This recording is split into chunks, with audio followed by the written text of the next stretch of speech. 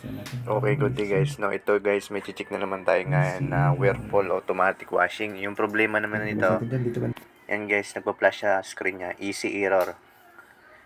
Ito guys, nilabas natin siya, yung board, nilabas natin, tapos i-testing natin siya ulit.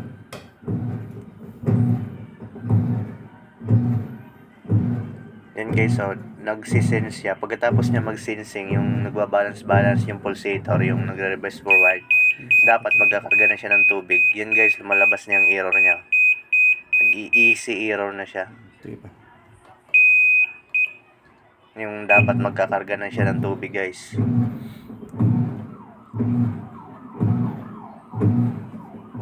Tinesting natin ulit, ayan o, nagsisense siya.